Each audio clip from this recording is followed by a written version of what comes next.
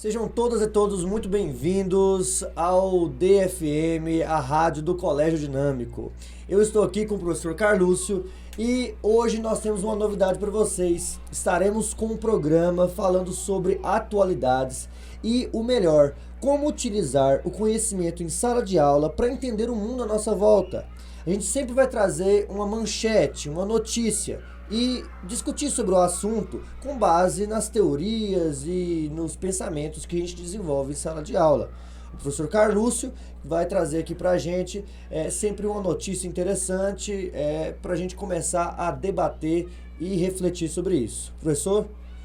E aí, pessoal? A ideia é que a gente utilize os conhecimentos que a gente adquire durante o momento que a gente está à escola, porque, pasmem, a gente precisa usar as coisas que a gente aprende na escola para aplicar em situações reais, fora da escola. Então, por exemplo, tudo aquilo que você vê em alguma disciplina, que no geral você lembra da teoria, vamos tentar colocar em prática fazendo relações para ampliar a utilização desse conteúdo e ao mesmo tempo ampliar a sua utilização de repertório sociocultural, pensando que você daqui a uns dias vai fazer vestibular, vai fazer Enem, e esses conhecimentos, quando colocados na prática, podem te ajudar a resolver situações, pensando que, por exemplo, no Enem a prova tenta ser o mais contextualizada possível, né?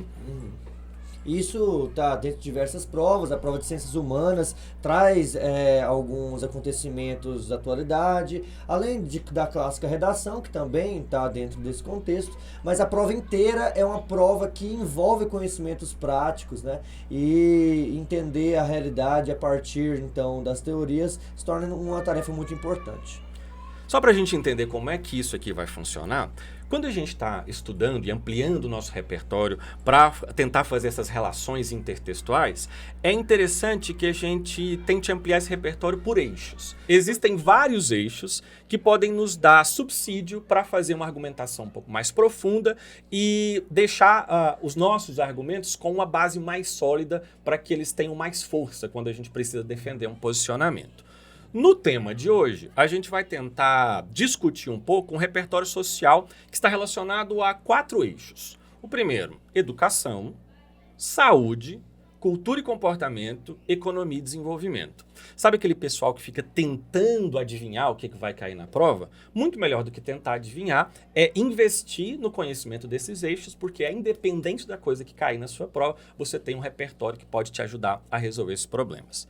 O Gabriel tinha dito que a gente sempre ia começar com uma notícia relevante, importante. Vocês que são pessoas que leem os jornais, que sabem das coisas que andam acontecendo no mundo em que vocês vivem, provavelmente vocês devem ter se informado a respeito de uma notícia super relevante de uma influenciadora digital que foi agredida pelos seus seguidores porque ela divulgava o famoso jogo do tigrinho.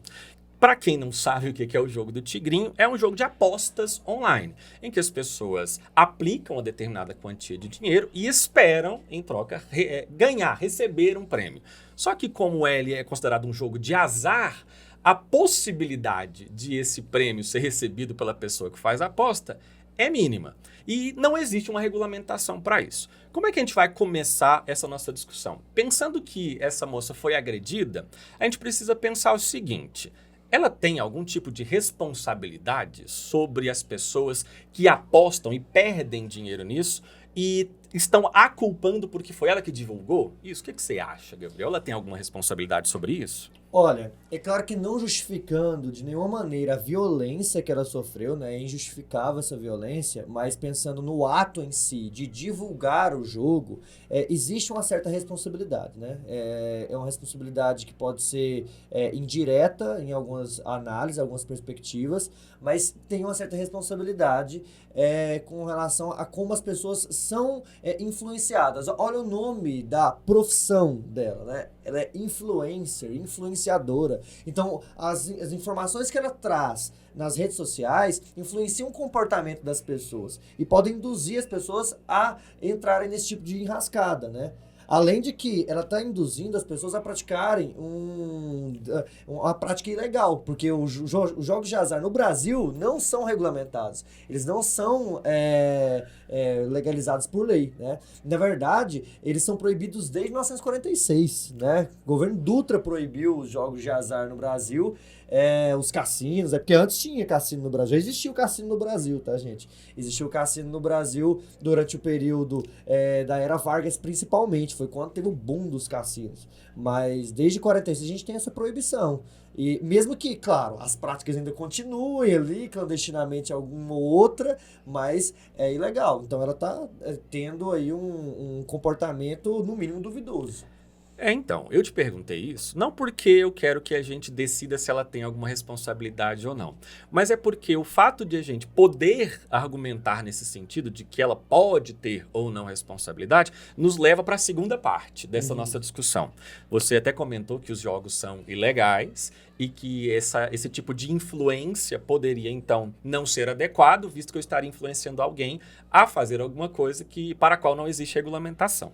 Só que a gente vai, então, mudar de foco agora e vai para a próxima parte, porque se você considera que talvez ela tenha alguma responsabilidade nesse processo e essa responsabilidade não seja a mais adequada nesse processo, a gente precisa pensar que o próximo influenciador nesse processo é o próprio governo, que está debatendo um projeto de lei, 2234/2022, que tem como objetivo, então, regulamentar todos esses tipos de jogos. Então, cassinos, apostas de corrida de cavalo, que mais? Jogos de azar, no geral. Então, assim, esquecendo a primeira parte, então, da moça que estava fazendo essa divulgação, temos agora a possibilidade de que esses jogos deixem de ser algo considerado ilegal para algo que possa ser parte do modo como a gente convive aqui no Brasil, ou seja, algo regulamentado, e o próprio Estado é que faria essa regulamentação. Agora, então, eu tenho uma influência diferente, e eu preciso debater o seguinte, enquanto a gente estava debatendo dos influencers que divulgam esse tipo de trabalho, existe essa discussão em torno de, é legal ou não é? É ruim porque é ilegal? Mas e caso esse projeto de lei venha a ser aplicado, e aí? O que acontece? O que a gente precisa, enquanto cidadão, pensar, utilizar os conhecimentos que a gente tem, que a gente adquire nas situações em que pelas quais a gente passa, por exemplo, na escola, em que você tem muitas disciplinas que debatem isso e te pedem um viés crítico sobre as suas posições. E aí, eu tenho duas posições. Eu tenho, não, jogos de azar são ruins, e aí a gente vai elencar aqui alguns pontos negativos e alguns pontos positivos. Ou não, pode ser legal. Onde é que eu me encontro? Como é que eu uso os conhecimentos que eu tenho para me colocar nesse posicionamento? Eu sou a favor, porque o governo diz que tem alguns pontos positivos, mas uma ala do governo também diz que tem alguns pontos negativos. E aí? Aí depende, né? Qual que é o posicionamento que você vai defender? Existem várias possibilidades aqui, né? Eu sempre gosto de buscar dentro dos autores da filosofia, da sociologia e historiadores para poder entender isso. Então, eu começo argumentando.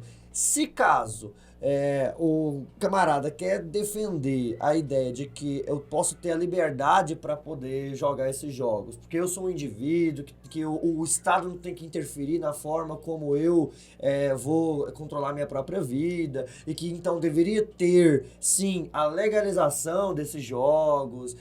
Isso está dentro de diversas outras discussões, e não só dessa discussão aqui. Eu poderia chegar a citar alguns autores, igual o John Locke, que fala sobre a questão da autonomia do indivíduo, de que o indivíduo, pela ótica liberal, ele deveria, então, ter autonomia para decidir aquilo que ele quer para sua própria vida.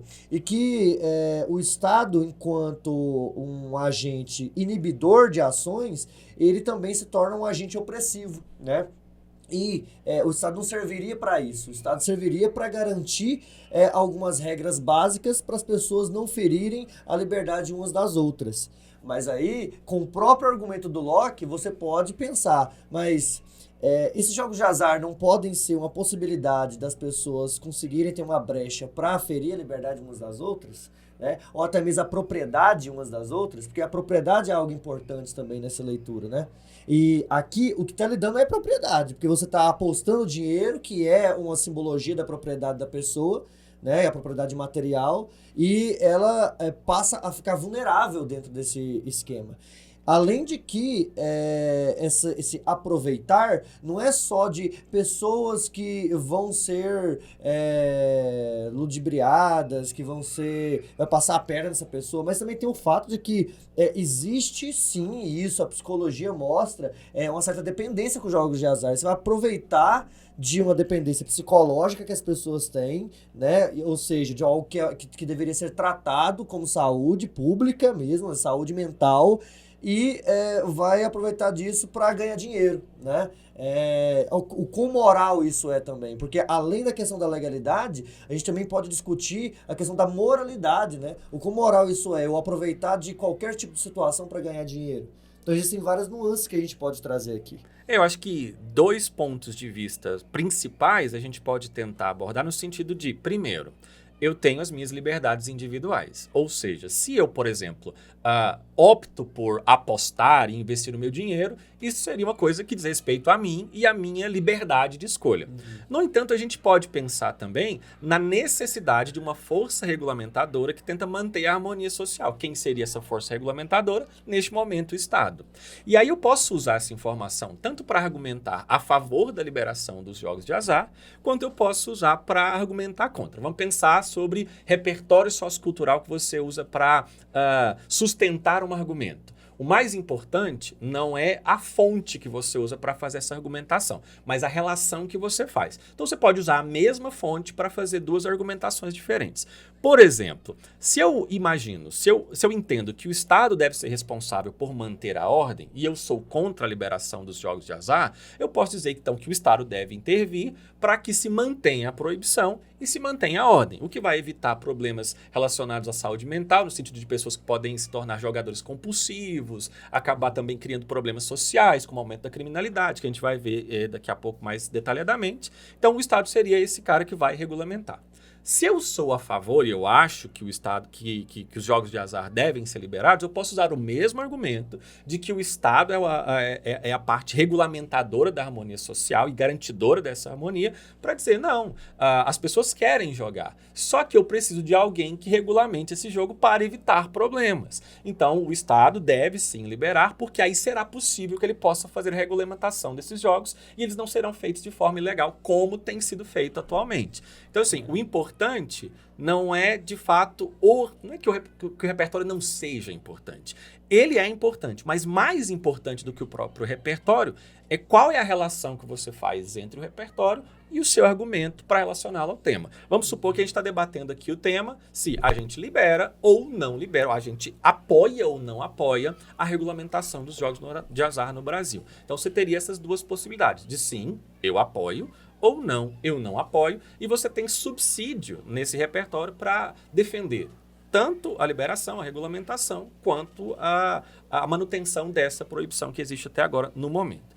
Eu tenho aqui uma fala do senador Rogério Carvalho, que ele é a favor da regulamentação dos jogos de azar, e tem umas aspas aqui dele, que ele diz o seguinte: eu não estou entendendo por que essa modalidade, que é a modalidade que pode gerar emprego, pode mobilizar setores da economia, não pode ser regulamentada, uma vez que outras modalidades de jogos e outras formas de permitir já foram legalizados, já estão em processo de regulamentação. O que ele fala com essa história de gerar emprego? Sabe que quando você abre um cassino, por exemplo, você não vai ter só as máquinas lá em que as pessoas vão jogar, mas eu preciso contratar pessoas para fazer a manutenção do lugar, para atender as pessoas que estão jogando, ou seja, é uma possibilidade, de fato, positiva, de movimentar a economia de alguns lugares específicos. Inclusive, a proposta é de pensar em lugares que têm algum tipo de carência social para que esses cassinos possam ser instalados e aí movimentar a economia dos lugares e tentar fazer com que haja uma ascensão social desses lugares. Ok, é um ponto positivo, mas será que os pontos negativos sobressaem esses pontos negativos? Não sei, o que você acha? Eu acho que assim, pensando com relação aí, conversando com a sociologia, Tem um autor clássico que se chama Emile Durkheim, que ele fala sobre como as instituições sociais são muito importantes na formação do indivíduo. E como que esse indivíduo ele tem, então, esse aspecto coercitivo das instituições sobre ele. Uma dessas instituições é o Estado. Se o Estado diz para você que jogos de azar são legais, né? Vou falar que, eu vou incentivar, gente, joguem muito, né? Mas se simplesmente a instituição fala, olha, é algo aceitável, então você está gerando dentro da cultura, gerando dentro do convívio social, uma normalização desse tipo de prática. E isso pode sair do controle do Estado, né? A instituição em si, ela fala sobre regulamentar, mas as consequências disso podem ir muito além de um cassino e do que se espera, né? Então, a gente vai ver agora nos próximos, né, slides que vai aumentar a criminalidade, jogadores compulsivos, e isso, será que vale a pena pagar esse preço para ver empregos sendo gerados, né? Qual que é realmente o propósito que a gente quer para a sociedade? O Emile Durkheim é um positivista que falava sobre o fato de que, né, a gente precisa pensar na sociedade para o futuro, na construção do futuro da sociedade.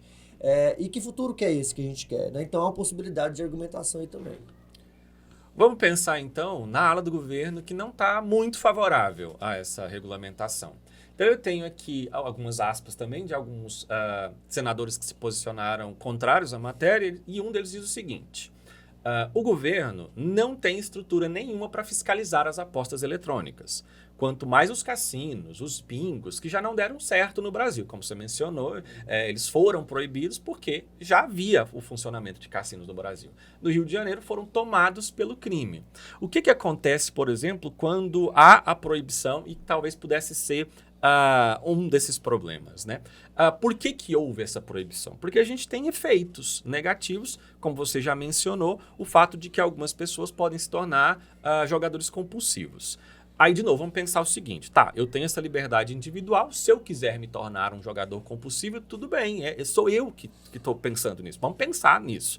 Só que daí o que acontece? Esse jogador compulsivo pode acabar afetando a harmonia social no momento em que ele não tiver mais como bancar esse vício e acabar recorrendo à criminalidade para poder continuar com isso. Então, acaba que não é uma liberdade individual, porque pode exercer um efeito na coletividade, né?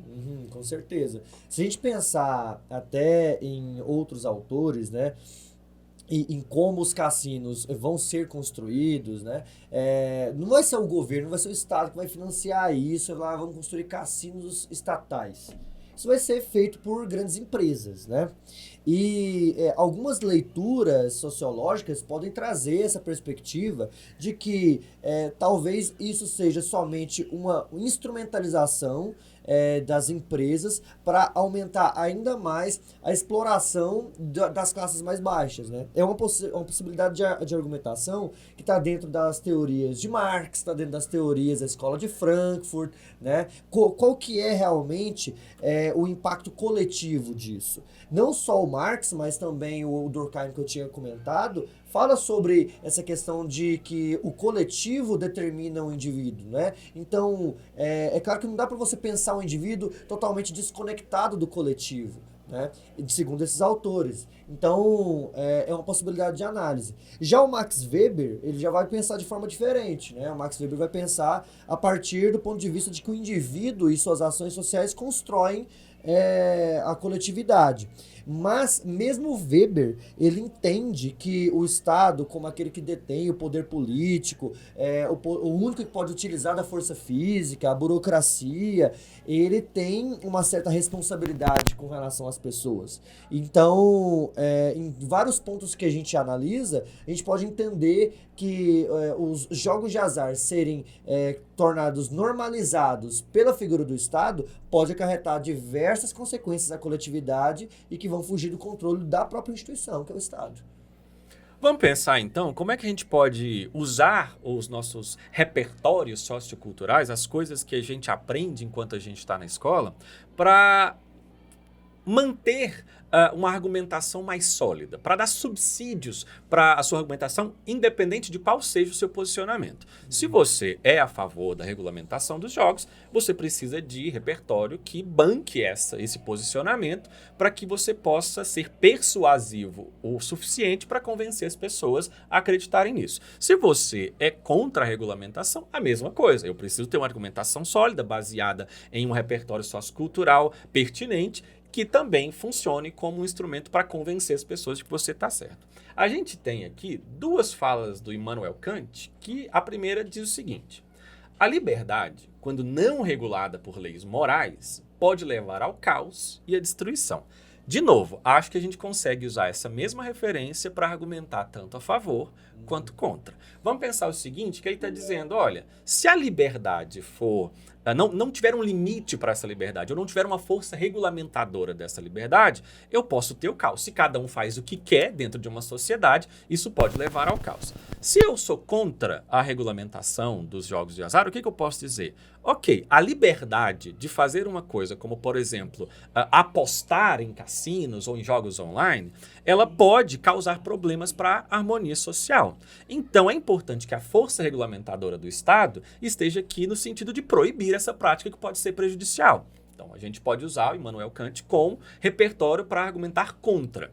Só que também eu posso usar, caso eu seja favorável à regulamentação, e dizer que do jeito que acontece no momento, acontece de maneira irregular. E é isso que pode causar o caos, essa falta de regulamentação da liberdade. Então, se o Estado regulamentar essa prática e servir como mediador desse processo, ele pode ter um pouco mais de controle e aí o caos não será atingido, né? Eu tenho outra aqui, que também é do mesmo autor, que diz, olha, uma vontade que carece de leis morais não é uma verdadeira liberdade, mas uma simples arbitrariedade. Essa eu acho que está um pouco mais relacionada com a proibição do que com a regulamentação. Por quê? Porque quando ele fala que se a sua vontade carece de leis morais, é mais ou menos ele está dizendo que se para fazer tal coisa eu preciso de leis que me impedem do abuso, por exemplo, ou me impedem de fazer algo da maneira como eu gostaria, é dizer que, então, na verdade, talvez não fosse legal que você fizesse essa coisa. Então, se os jogos de azar precisam de uma regulamentação do Estado para que as pessoas não se tornem jogadores compulsivos, talvez o ideal, então, se a gente for usar essa citação como referência, que eles permaneçam proibidos, porque uma liberdade que carece dessa regulamentação talvez não seja a mais adequada se a gente usar esse repertório como referência, né, como base para sustentar o nosso argumento. Aqui a gente tem um autor iluminista que se relaciona com vários outros autores. Você estava falando, Carlos, eu estava até lembrando do Montesquieu, que é outro autor desse movimento político, né? Só para contextualização, o iluminismo era um movimento que questionava o antigo regime, né? O absolutismo monárquico e o seu autoritarismo de realmente ser abusivo com relação à população e às suas liberdades individuais. Então, a maior parte dos iluministas defendiam a autonomia do indivíduo, a liberdade individual, mesmo que eles discordassem em alguns aspectos entre eles, né? Alguns defendiam a república, outros defendiam a monarquia constitucional, mas todos se opondo à monarquia absolutista. E o Montesquieu, ele traz em suas obras, principalmente no Espírito das Leis e outras, como que o homem ele só é livre a partir do momento em que ele segue as leis. E normalmente isso gera uma certa confusão. Como que o homem só é livre se ele segue as leis? Então ele não está sendo livre, porque ele está tendo que seguir um código de conduta, né? Uma lista de coisas. Ele não está podendo fazer o que ele quer.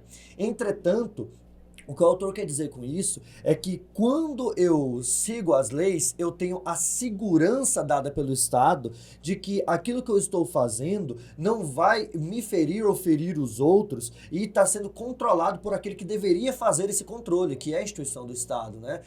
E quando eu não tenho leis, quando eu não tenho Estado, quando eu não tenho nenhum tipo de regulamentação, de certa forma eu fico sem saber o que é certo e errado, né? E o Estado ele tem essa função de certa maneira, dizer o que você deveria fazer, que supõe-se como certo, e o que você não deveria, que supõe-se que é errado.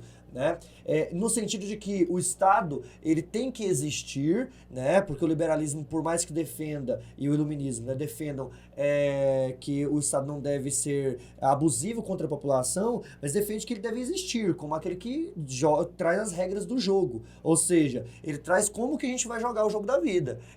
As regras são essas, agora vocês sejam livres para lidar com a vida a partir dessas regras. Então, talvez seja uma possibilidade também de argumentação a favor, né, que tem essa regulamentação para que a gente tenha a liberdade de entender o que deve ser, até onde eu vou, porque se não tiver a regulamentação e se for clandestino, eu não sei até onde eu vou, até onde eu posso ir, né, e quais são as formas que eu posso exercer essa liberdade.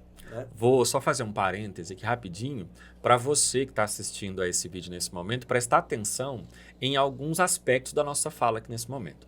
Provavelmente você deve ter percebido que a gente fala tanto a favor quanto contra a regulamentação dos jogos e usa os elementos que a gente traz como repertório para defender tanto um quanto o outro posicionamento. Depois você que se vira e decide o que você se você é a favor ou se você é contra. Mas por que eu estou fazendo esse parêntese agora? Porque principalmente quando a gente vai produzir textos, uma das coisas que as pessoas relatam no geral é que tem dificuldade de usar o repertório sociocultural. E aí ficam umas citações que não têm relação nenhuma com o restante do texto. Então isso que a gente está fazendo aqui, de explicar o que a citação do Kant tem com a nossa argumentação, ou com o ponto positivo, ou com o ponto negativo, é como você torna essa citação produtiva. Então, simplesmente jogar uma citação de alguém no seu texto não resolve o problema no que diz respeito à argumentação. Essa relação que a gente fica fazendo, inclusive essa possibilidade de usar a mesma citação para argumentar a favor e para argumentar contra, isso é que vale no que diz respeito à argumentação, à força argumentativa ou à utilização de repertório sociocultural no seu texto. A citação por si só não vale muita coisa. O que vale é como você usa essa citação para fazer isso que a gente está fazendo nesse momento, para sustentar o nosso posicionamento. Então, se eu fosse a favor, eu usaria essa citação para fazer isso. Se eu fosse contra, eu usaria a citação para fazer outra coisa diferente. Essa relação é o que acaba dando mais nota ou fazendo com que o texto fique mais sólido, né? com a argumentação mais persuasiva. Eu tenho aqui algumas fontes e algumas pesquisas que foram feitas que elencaram pontos positivos e pontos negativos acerca da regulamentação dos jogos de azar no Brasil. Eu tenho aqui o primeiro ponto positivo que diz que a regulamentação pode trazer segurança. Por exemplo, a legalização dos jogos de azar pode proporcionar uma supervisão rigorosa, eliminando práticas fraudulentas e protegendo os consumidores. Então, por exemplo, você já deve ter ouvido falar de alguém que foi fazer uma dessas apostas online e descobriu que não havia possibilidade de ganho. Então assim, eu tentei, mas depois eu descobri que, na verdade, qualquer jogo que eu fizesse, eu não ganharia nada. Isso é uma coisa fraudulenta. E aí, o que a pessoa que foi vítima dessa fraude pode fazer? Ela pode denunciar essa fraude para que para que se faça uma investigação? Não, porque é irregular. Ela não pode buscar ajuda do Estado para resolver esse problema. Então, o primeiro argumento que a gente tem é, se for regularizado, primeiro que as fraudes, a tendência é de que as fraudes diminuam. Mas se ainda houver fraude, pelo menos eu tenho ajuda, né, do governo para poder resolver esse problema. Então eu posso denunciar, eu posso fazer um boletim de ocorrência, eu posso processar. Então eu tenho amparo legal para me resguardar nessas situações. Enquanto não é legalizado, eu não tenho esse tipo de coisa. Então seria uma vantagem desse processo. A gente tem outros elementos aqui que eu acho que são os mais importantes nesse momento, os que estão sendo levados mais em consideração, que é o quê? Os benefícios econômicos. Enquanto os jogos não forem regulamentados, o Estado não lucra por meio de impostos, porque eles são ilegais, não tem uma regulamentação. À medida em que eles forem regulamentados, eles passam a se tornar uma fonte muito grande de impostos para o governo. Por quê? A gente pode parar para pensar que se de fato forem instalados cassinos, isso pode estimular o turismo, vem pessoas de vários lugares do mundo para poder movimentar a economia desses lugares, um ponto positivo então seria que eu vou ter mais fonte de arrecadação para o Estado, que, na teoria, poderia ser revertido para essas cidades, né, em benefícios para as cidades que estão, né, nessa situação de carência social, e isso faria com que as pessoas que vivem nesses lugares tivessem uma vida mais tranquila, que é um ponto positivo, se a gente for parar para pensar nessa arrecadação. E aí eu tenho um outro, que daí eu já até mencionei, né, que é o turismo, que vai acabar de fato também num ciclo, né, movimentando a economia dessas cidades em que esses cassinos forem instalados e, por consequência, também aumentando a arrecadação de impostos. São pontos positivos suficientes para que a gente possa ser a favor? O que você acha? Eu tava, na verdade, lembrando aqui de uma série que eu tô terminando agora, chama Yellowstone. Muito boa, inclusive, que mostra essa questão dos cassinos também. Não é o tema principal, mas é um tema secundário, né? Porque nós temos um líder político das reservas indígenas lá na região. A série se trata sobre disputa de posse de terra, principalmente. E esse líder indígena, ele tem como uma das principais formas de arrecadação de dinheiro, de lucros para investimento nas reservas e nas pautas indígenas daquela região, a formação de cassinos, né? Com a temática indígena. E tem esses cassinos, eles comandam os cassinos, e isso é uma forma deles arrecadar esse fundo para melhorar a vida da população que é marginalizada, da população que sofreu com opressão histórica, né? Então, sim, é uma forma também de argumentar a favor da questão econômica, porque a gente não precisa citar só autores e etc. A gente pode citar também séries e cultura pop para nos ajudar a contextualizar aqui as nossas argumentações. E o interessante é que em algumas discussões que tem dentro da série fala-se muito sobre esse ponto de levar mais pessoas para lá. Então, construir cassinos, construir outros atrativos também para levar mais pessoas para aquela região, que se passa na região de Montana, nos Estados Unidos, né? E esse é um debate interessante porque evidentemente, um ponto chave, né? A questão do turismo e como os cassinos e todos esses jogos de azar tendem a atrair essas pessoas, principalmente pessoas de alta renda, que querem usufruir disso em outras regiões, em lugares exóticos, né? Como acontecia em Cuba antes de 1959, né? Antes da Revolução Cubana, que acabou com todos esses jogos de azar lá. Mas Cuba era um paraíso, né, caribenho, em que as pessoas iam para lá também para conseguir tanto desestressar, mas conseguir ganhar uma graninha dentro dos cassinos também. Então, a gente pode observar várias referências históricas com relação a isso e também na cultura pop. Só para fechar essa questão histórica, também na Era Vargas, eu estava citando no início que na Era Vargas os cassinos também cresceram muito, né, no Brasil, e que só foram proibidos depois do fim da Era Vargas, né?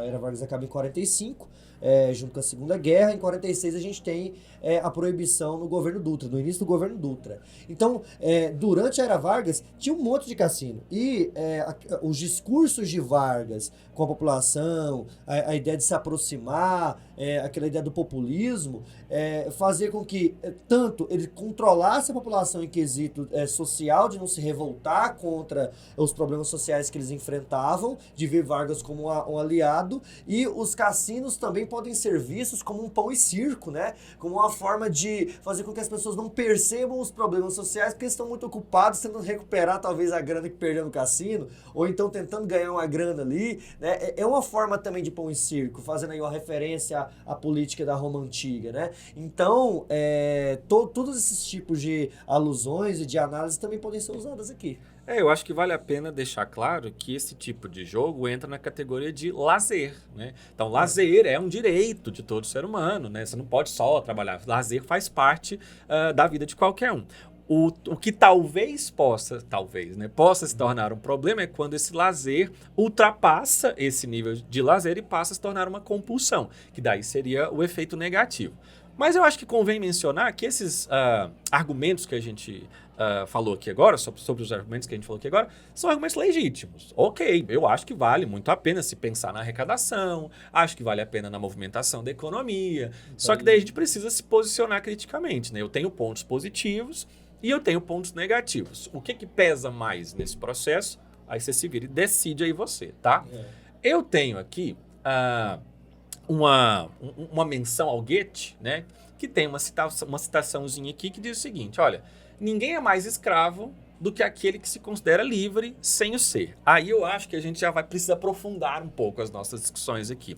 O que é, como a gente consegue fazer uma relação dessa fala do Goethe com essa discussão que a gente está fazendo aqui, de que ninguém é mais escravo do que aquele que se considera livre? Acho que a gente pode pensar naquela discussão que a gente fez no início, de se eu vou pro cassino ou se eu aposto online, isso é uma liberdade minha. Será? Eu sou livre para fazer o que eu quero.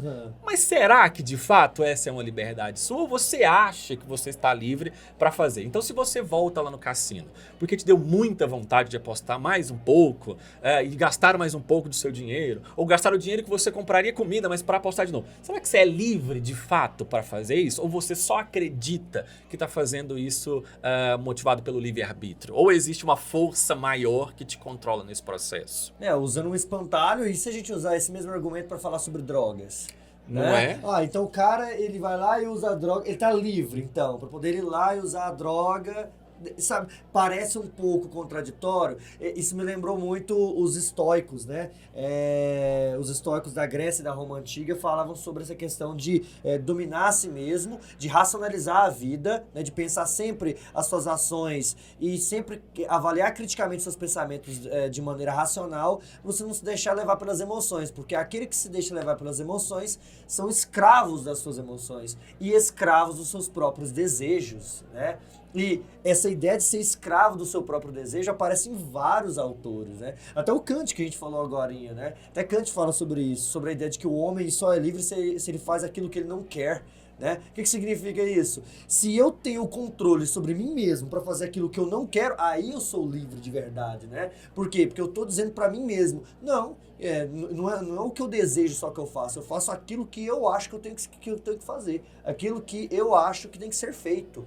Né? Então, eu acordar, igual eu costumo acordar 5 horas da manhã para correr, né? Que é coisa que as pessoas consideram de psicopata. Isso aí mostra para mim mesmo, ó, você é livre, você não vai ficar na cama como você quer ficar e você vai levantar e ir, é um exemplo. Mas aqui a questão do jogo se enquadra perfeitamente, né? A ideia de que se a pessoa tá indo lá jogar o tempo todo, essa compulsão, ela é livre mesmo para fazer essa escolha ou ela tá sendo escrava dos seus desejos e das suas compulsões? Né? E você percebe que o Goethe não falava de jogo? Quem está usando a fala dele para relacionar com o jogo somos nós. É isso que é fazer relação intertextual. É pegar o que alguém disse e ver como eu posso usar essa informação para debater uma outra coisa que ele nem tinha mencionado. Mas eu consigo ver a relação depois. Depois que a gente explica a relação, você fala, realmente tem a ver esse negócio. É isso que é fazer relação intertextual. É achar na fala de alguém alguma coisa que pode servir como subsídio para que eu defenda o meu posicionamento. Quando você usa, por exemplo, um filósofo, um sociólogo, quando você vai escrever um texto dissertativo argumentativo, você não tem que usar o filósofo ou sociólogo como sendo a voz da verdade. Ele vai te ajudar, você é a voz da verdade naquele momento. Ele vai te ajudar a defender o seu posicionamento. Não é que você vai colocar a fala dele para explicar por que ele está certo. É ele que vai explicar por que você está certo. Então relacione a fala dele com a sua argumentação. Eu tenho aqui o Erich Fromm também, que fala que o prazer compulsivo leva inevitavelmente à autodestruição, que aqui eu acho que está meio explícita a relação nesse caso. Ele não fala explicitamente de jogo, mas eu tenho esse prazer compulsivo, que é uma coisa que o próprio jogo oferece, né? O jogo oferece a parte do prazer, que até aí tudo bem, né? Porque faz parte da vida das pessoas. O problema é quando ele se torna um prazer compulsivo. Você não consegue parar de jogar ou de apostar, o que pode causar vários problemas sociais, financeiros, enfim. Aí vem a parte da compulsão e os argumentos negativos acerca dessa compulsão. Isso me lembrou muito o epicurismo também, porque Epicuro, ele falava sobre a temperança, né? Qual que é a discussão do epicurismo? Eu quero chegar à paz de espírito, quero chegar à felicidade, que é o objetivo de todo homem, né? E para chegar a essa paz de espírito, eu preciso ter temperança, que é estar sempre associado ao prazer e menos à dor, Mas se esse prazer for exagerado, que seria ir atrás de prazeres que não são necessários e que eu não preciso de nenhuma maneira, eles podem gerar mais dor, na verdade. Como, por exemplo, buscar muita riqueza ou muita fama, esse saco sem fundo, né? E a compulsão é exatamente isso. É eu não ter temperança, é eu não ter controle dos meus prazeres e acabar chegando ao estágio da dor, né? Que seria o que a gente quer se afastar. E por falar em estágio da dor, vamos então falar sobre os pontos negativos. Já falamos sobre pontos positivos que você pode usar para argumentar favorável à regulamentação dos jogos, mas eu acho que vale a pena a gente mencionar também o que você, que talvez esteja ali com uma pequena tendência a ser contrário a essa regulamentação, poderia usar para argumentar. Acho que o principal deles é porque isso pode acabar se tornando um problema de saúde, né? Então, no caso de saúde pública, porque daí as pessoas que porventura se tornarem compulsivas podem acabar no Sistema Único de Saúde procurando por auxílio. E a gente já tem um sistema de saúde que está, né, abarrotado, então eu teria mais pessoas que buscariam esse problema. É verdade. Então, eu tenho aqui alguns estudos que falam que, nesse atual momento, entre 2% e 3% da população já sofre por conta de jogar compulsivamente. Isso levando em consideração que o jogo é proibido. Uhum. Ou seja, se houver a regulamentação, esse percentual pode acabar aumentando. Claro, que daí vamos pensar que, quando a gente está falando sobre os pontos positivos, a regulamentação do Estado pode acabar criando barreiras para esse jogo compulsivo, mas a gente não sabe que barreiras são essas. Mas existe a possibilidade, sei lá, de criar algum regulamento que impeça a pessoa de jogar tantas vezes. Não sei, talvez a gente pode pensar nisso. Mas se não houver esse tipo de regulamentação, no sentido de proteger as pessoas, esses 2% a 3% que já existem, eu tendo a proibição dos jogos de azar no Brasil, pode acabar aumentando. E eu tenho mais pessoas com problemas de saúde relacionados à compulsão por jogos, né? Sim. Eu tenho aqui também outro problema, é o impacto social. E aí eu também tenho algumas fontes aqui do relatório de criminologia urbana que fala que existe uma correlação entre a presença de cassinos e o aumento das taxas de criminalidade. Qual que seria a relação entre a instalação de cassino numa cidade e o aumento da taxa de criminalidade? É porque as pessoas que acabam se tornando jogadores compulsivos precisam manter o vício. E uma das formas de manter o vício é recorrer à criminalidade quando as fontes secam, né? A pessoa não consegue mais bancar o vício com o próprio dinheiro, acaba tendo que procurar a criminalidade para poder fazer isso. Então existe uma correlação. É um risco que pode acontecer. E aí, nesse processo de regulamentação, seria algo que a gente precisa levar em consideração. Olha, beleza, eu sou a favor da regulamentação, mas então eu preciso pensar em políticas públicas que vão prevenir esse aumento da criminalidade, já que existem estudos que afirmam que essa correlação existe entre o aumento da criminalidade e a instalação de cassinos ou da regulamentação dos jogos de azar. Tem alguma coisa para comentar sobre essa situação do aumento da criminalidade? Bem, eu acredito que quando a gente fala sobre questões sociais, a gente não pode deixar de comentar sobre o aspecto de classe, né? Qual é a classe que mais vai ser induzida a isso? As classes mais baixas. Por quê? Não, mas as classes altas também vão querer estar associadas ao jogo e tal, mas as classes baixas têm maior desespero por estar agora conseguindo dinheiro, porque elas precisam melhorar de vida. A pessoa que já tem dinheiro não tem essa preocupação. Exatamente. Né? Então, elas precisam melhorar de vida, precisam melhorar hoje, né? Existe um certo desespero social por isso. E aproveitar dessa situação de vulnerabilidade dessas pessoas para proporcionar a elas a ideia de que, olha, você tenha a possibilidade de ter dinheiro fácil. Vai fazer com que muitas pessoas de classes baixas que já convivem com a criminalidade constantemente nas suas vidas acabem entrando nisso e leve de uma forma ou de outra a um aumento da criminalidade, tanto pelo fato de elas conviverem com a criminalidade no seu dia a dia, por ser uma forma de conseguir, de uma maneira ou de outra, sobreviver, né, nessa selva capitalista, porque existem vários sociólogos e vários índices que indicam que a desigualdade social aumenta a criminalidade, né? Esse já é um fato dado pelos sociólogos, existe um consenso com relação a isso. É claro que caráter também determina, mas vários sociólogos falam sobre isso. E se a gente for citar aqui alguns autores que podem comentar sobre esse assunto, a gente tem aí, por exemplo, historiadores do Brasil que vão falar sobre isso. Caio Prado Júnior fala sobre como as desigualdades sociais acabam induzindo as pessoas a esse tipo de situação. A gente tem historiadores aí como sociólogos, né? A gente tem sociólogos aí como o Antônio Carlos Mazeu também, que fala sobre isso, sobre essa questão de classe. Então, de uma forma ou de outra, a gente tem que entender que não é só a pessoa querer ir para o crime para continuar alimentando o vício, mas aprofundar a relação de desigualdade social que existe na sociedade brasileira, que já é extremamente desigual, e fazer com que isso aumente ainda mais a criminalidade por aumentar a desigualdade social. É uma questão de tabela também, né? Acho que é interessante a gente pensar que talvez a pessoa que pertence a uma classe social mais baixa tenha essa esperança em mudar de vida por meio do prêmio que ela pode ganhar, mas também acho que vale a pena a gente pensar que tanto uma pessoa que pertence à classe alta quanto a pessoa que pertence à classe mais baixa estão sujeitas a se tornarem jogadores compulsivos. Só que se você pensar que a pessoa que pertence a uma classe mais alta tem como bancar o vício, porque ela tem fonte, né, de dinheiro para isso, e a pessoa que está na classe mais baixa não tem essa fonte para bancar o vício, então existe uma probabilidade maior que ela acabe recorrendo ao crime, à criminalidade. Então, a pessoa que está na classe mais alta, como ela tem, né, dinheiro, subsídio para manter o vício, a possibilidade de que ela vá recorrer ao crime existe, mas ela é mais baixa, né?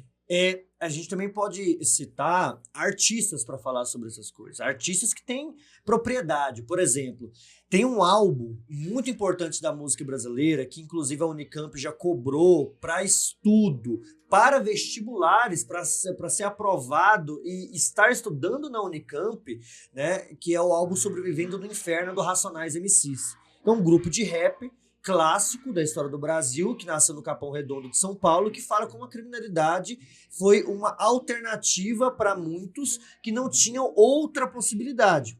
É claro que isso é só uma argumentação, né? Tem gente que não vai acreditar nesse tipo de argumentação de que somente a desigualdade que gera criminalidade. Mas uma possibilidade de argumentação é essa, trazer a perspectiva do rap e da periferia, né, enquanto música, para também desenvolver esse tipo de raciocínio, esse tipo de argumentação. Acho que vale a pena também a gente conversar um pouco sobre o Stuart Mill, que disse algo parecido assim. O único propósito pelo qual o poder pode ser exercido corretamente sobre qualquer membro de uma comunidade civilizada, contra a sua vontade, é para prevenir danos aos outros. Acho que se você é daquele tipo de pessoa que está pensando de novo em argumentar a favor ou argumentar contra, basicamente o que ele está dizendo? Que você tem todas as suas liberdades, tem direito à sua liberdade. E a única situação em que alguém teria o direito de podar a sua liberdade seria quando isso é necessário para manter o bem social, né, para manter a harmonia. Ou seja, é aquela história que a gente vive repetindo. A minha liberdade vai até o momento em que começa a sua. Basicamente é uma paráfrase do que ele está dizendo aqui nesse momento. E aí, como é que a gente pode usar isso de novo? Tanto para argumentar a favor, quanto para argumentar contra. Se o governo entra nesse papel mediador para podar a liberdade das pessoas, ele pode podar a liberdade proibindo a regulamentação dos jogos para que os problemas possíveis dessa prática possam ser evitados, mas também ele pode entrar no papel de mediador dos jogos ou das apostas, no sentido de que ele pode criar uma regulamentação para isso. Então, acho que talvez os dois principais argumentos que a gente tem aqui nesse momento seria: eu sou contra, proíbe. Quem proíbe? O Estado. Eu sou a favor, regulamente. Quem regulamenta? O Estado. Então, você percebe que a mesma ideia pode ser usada para ambas as situações. O que vai mudar é o modo como você as relaciona com o repertório. Temos também aqui o Mark Griffiths, não sei se o nome dele é Griffiths, né, mas enfim, que ele diz, olha, o jogo, aí agora especificamente sobre jogo, né? O jogo pode ser uma forma de entretenimento divertida. Concordo, acho legal, você vai se divertir e o problema não é a diversão. mas também tem o potencial de causar danos significativos a algumas pessoas. E aí vamos pensar o seguinte, você pode argumentar no sentido de que, mas são algumas pessoas. Eu vou impedir que a coletividade tenha acesso a um tipo de lazer que seria o jogo por conta de algumas pessoas? Vamos pensar que você vive em uma sociedade que é formada de partes e essas partes precisam conviver para que o todo funcione. Então, se eu proteger uma parte, vamos considerar uma minoria da sociedade, é essencial para que o todo funcione, então a gente pode usar isso como argumento para dizer que não. Embora algumas pessoas não tenham essa predisposição para se tornarem jogadores compulsivos, ainda assim vale a pena que se proíba, porque aquela pessoa, aquelas poucas pessoas que têm essa predisposição e correm o risco, se vejam protegidas nesse momento para não desregulamentar o funcionamento do todo enquanto sociedade. Além de que a nossa Constituição prevê isso, né? O artigo 3º da Constituição diz que nós temos a tarefa, enquanto república, de construir uma sociedade justa, livre e solidária. E o que isso quer dizer na prática? Também se preocupar com aquelas minorias, com pessoas que vão ser afetadas por algumas situações que o Estado pode acabar normalizando. Mesmo que algo não me atinja diretamente, mas certeza. Como eu estou dentro da sociedade, isso pode atingir alguém, eu preciso me preocupar com essas questões também. E o meu direito não pode sobrepor o direito do outro, né? Aí já vai para outro artigo. O artigo 5º diz que nós somos todos iguais perante a lei, sem distinção de qualquer natureza. Então, se não tem distinção de qualquer natureza, é claro que eu preciso me atentar às especificidades e às necessidades de cada um e atender isso de acordo com a realidade de cada um, né? E aí acho que vale a pena a gente lembrar então um pouquinho das aulas de português e lembrar da diferença que existe em um tratamento que tenha igualdade para as pessoas da população e um tratamento que tenha equidade para essas pessoas da mesma população. Quando eu falo em igualdade, eu falo de tratar todo mundo da mesma maneira. Mas eu preciso entender que nem todo mundo funciona da mesma maneira. Nem todas as pessoas têm a mesma personalidade e as mesmas necessidades. Quando eu falo que eu preciso fazer um tratamento da população ou uma gestão da população com equidade, aí eu vou tentar fazer com que as pessoas que têm uma determinada necessidade recebam auxílio para essa necessidade específica. O que não quer dizer que o tratamento vai ser igual para todo mundo, porque algumas pessoas não têm essa necessidade. Mas isso interfere no funcionamento da sociedade como um todo. Tem um autor interessante chamado de Jürgen Habermas, que ele fala sobre a democracia deliberativa, né? Como que eu preciso ter uma participação da sociedade na deliberação de algumas coisas. E que isso está atrelado a ver realmente quais são as necessidades e como lidar, né, como o Estado lida com essa questão da equidade, lidar com as diferentes realidades. O Brasil é um país multicultural, de dimensão continental, gigantesco, né? Eu costumo dizer para os alunos que, gente, vocês terem ideia, o Brasil tem extensão territorial que o Império Persa tinha na antiguidade, cerca de 8,5 milhões de quilômetros quadrados. Então é muita coisa, é muita gente, né? São muitas realidades, são muitos dialetos, muitas culturas, muitas tradições e costumes. É claro que as realidades sociais vão ser diferentes e a gente precisa escutar todo mundo para saber exatamente quais são essas necessidades. E se os jogos de azar afetam a vida de pessoas de determinadas localidades diferentes de outras. E como que a gente vai, então, entrar numa deliberação? Por isso democracia deliberativa. Entrar numa deliberação que seja justa e democrática para todos. Essa que é a perspectiva. Então, talvez uma possibilidade de intervir aí, né, de trazer uma possibilidade de solução, seria ouvir a população, seria trazer um plebiscito, ou, de certa maneira, representantes de movimentos sociais, que representam a população de diversas camadas diferentes, de diversos setores diferentes. Sejam das classes mais altas, sejam das classes mais baixas, sejam das classes médias, todo mundo precisa ser escutado nesse momento, né? E não somente a gente ficar nos livros, né? Mas também ir lá e escutar a população e entender o que realmente se passa na realidade delas. Então, acho que se você, em algum momento, teve contato com essa notícia sobre a possibilidade da regulamentação dos jogos de azar, então cabe a você observar o que foi dito e como foi dito aqui hoje, como o repertório social que a gente trouxe foi utilizado tanto para defender quanto para dizer que talvez não funcione essa regulamentação. E agora busque mais repertório social, pense nas coisas que você assiste durante as aulas, pense, sei lá, alguém falou alguma coisa, será que eu consigo relacionar isso com esse determinado tema? E pense que o mais importante não é só a informação em si. A informação é importante, mas o modo como você a utiliza para defender o seu posicionamento é o mais importante. Acho que a gente conseguiu fazer boas reflexões aqui Com hoje. certeza. E acho que assim, para a gente ir caminhar para o final, a gente precisa deixar uma coisa clara aqui no programa. E que eu acho que no final de todo o programa eu vou tentar lembrar de fazer isso também. Tudo que a gente fala aqui não são opiniões pessoais. Tudo que a gente fala aqui são possíveis argumentações.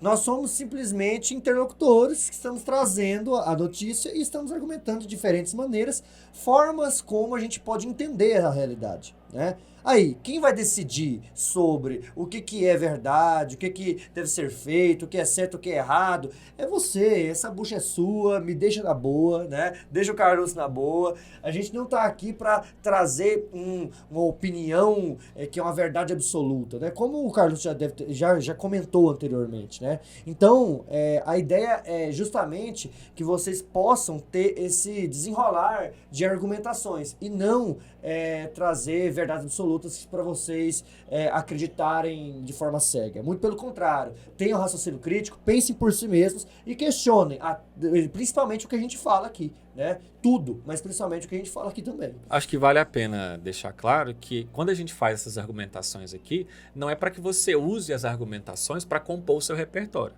mas é que você entenda o que a gente fez para chegar nessas argumentações, para que você possa usar essa habilidade para fazer as suas próprias, as suas relações. Então eu faço uma relação aqui, eu não quero que você pegue essa relação que eu fiz para você. Eu quero que você entenda o processo de fazer a relação e aí você faz as suas. Exatamente. Então, é isso. Você que acompanhou até aqui, muito obrigado pela sua presença, muito obrigado por ter assistido até aqui. É muito importante para nós do Colégio Dinâmico que você esteja nos acompanhando, que esteja integrado conosco. Nós gostamos muito de ter a sua presença e a sua atenção. E com certeza, tudo que a gente falou aqui vai ser usado da melhor forma possível para que você consiga alcançar a sua aprovação, que é o nosso maior objetivo. Tá bom? Então, muito obrigado e até mais. Até mais, pessoal.